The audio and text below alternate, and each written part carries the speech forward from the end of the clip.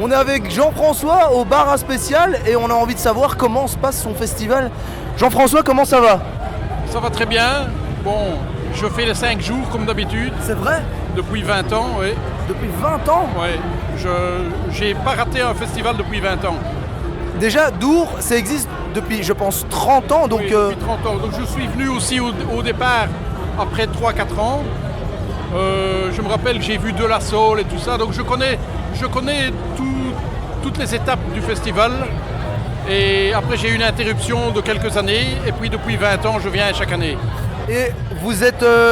qui êtes-vous? Vous êtes quelqu'un dans la musique pour venir chaque année à Dour ou vous êtes juste un passionné de musique qui vient voir des concerts chaque année? Passionné de musique, oui. Mais j'ai créé une des premières radios pirates en Belgique. Qui s'appelle comment? Radio Borinage. Donc vous êtes du coin, vous êtes de Mons du coup? Oui. Donc, et en fait, le gars qui a créé le festival de Dour, il connaissait aussi ma radio, il a monté aussi une radio par après.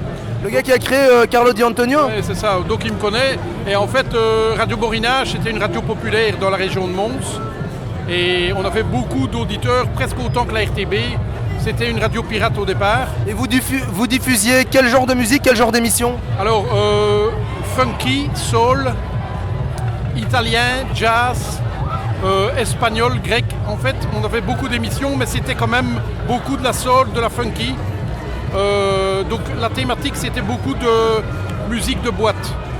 Dans une logique quand même alternative, un peu comme le festival de Dour, pas forcément mainstream. Voilà. Oui, c'est ça. En fait, alors par exemple, les Italiens dans la région, les familles n'avaient jamais entendu de radio en italien. En 1980, ça n'existait pas. Forcément, ouais. Le funky, c'était quand même très pointu aussi.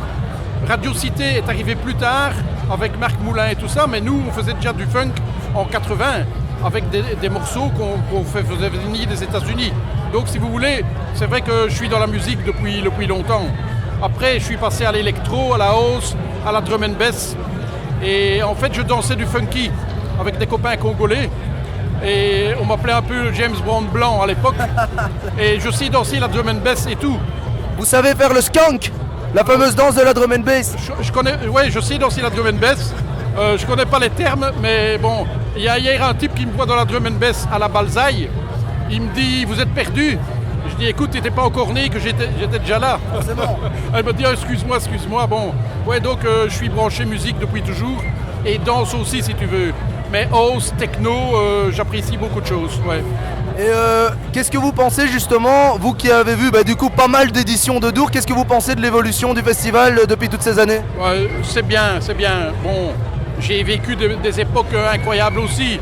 Bon, je me rappelle que j'ai vu Rémi Brica, que vous ne connaissez pas. Ah non, là, celui-là, je l'ai pas du tout, je connais pas. C'est un instrumentiste magicien qui jouait avec une grosse caisse. Avec des pigeons, des colombes sur ses épaules. What the fuck, et ça c'est underground, ça c'est clairement... Et je l'ai vu arriver entre deux séquences de punk. Alors j'ai vu des punks anglais, allemands, hollandais qui étaient là et qui ont été stupéfaits de voir entre deux groupes de punk arriver Rémi Brica, qui était un artiste complètement décalé. Bon, j'ai vu des tas de choses, hein. Il y a Patrick Juvet qui est venu, enfin bon... Ouais. J'ai assisté aussi quand Diam elle a reçu de la bière, enfin bon, j'ai vu beaucoup Diams, de choses. la rappeuse? Elle a reçu de la bière, elle est partie, elle a quitté la scène après 5 minutes. C'était en quelle année ça, Diams? Ça devait être vers entre 2005 et 2010? Oui, au moment où elle était bien connue. La boulette, ouais. Il y a eu des incidents.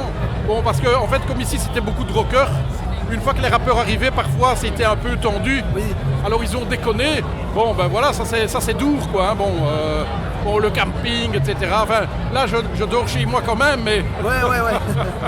mais bon, donc l'édition reste bien, parce que l'espace ici, il est assez grand.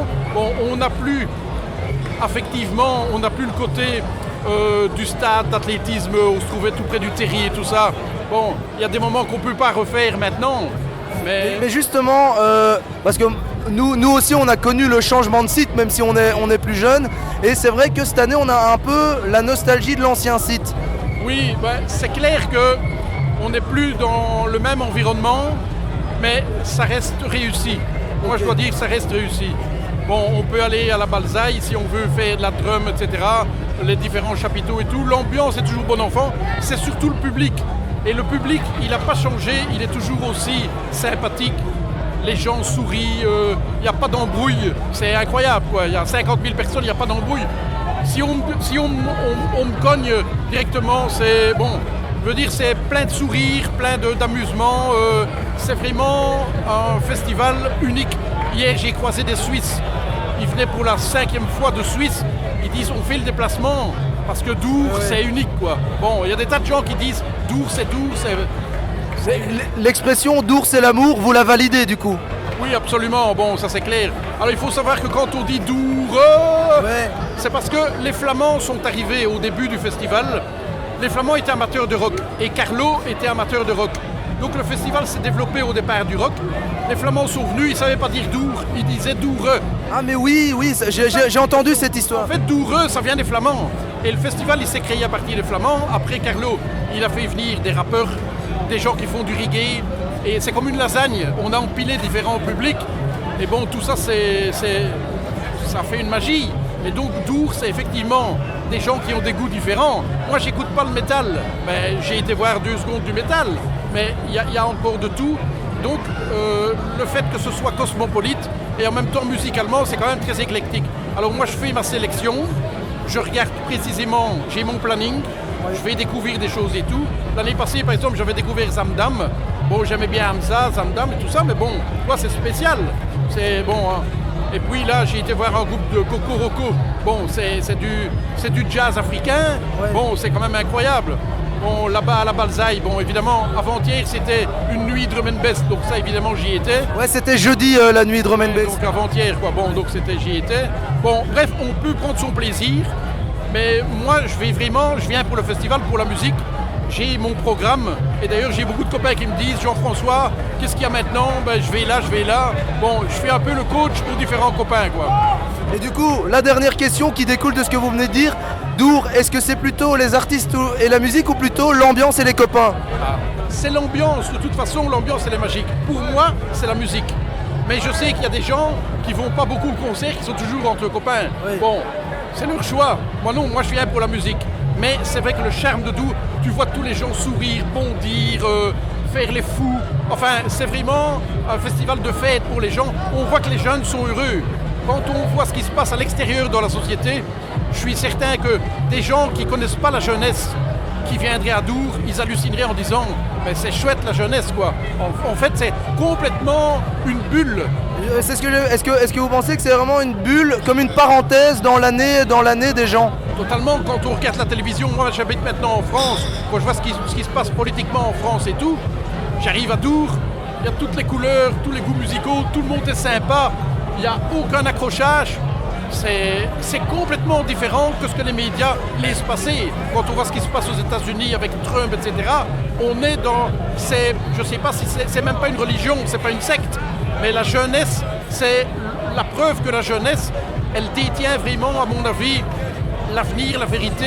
Bon, parce que c'est du bonheur d'être à Dour et ça donne de l'espoir, en fait, ça donne de l'optimisme par rapport à ce qu'on voit à la télévision. Je n'aurais pas mieux que ça comme mot de la fin. Merci Jean-François, c'était vraiment un super échange, ça fait vraiment plaisir. Merci beaucoup, je n'ai plus qu'à vous souhaiter une très bonne fin de festival.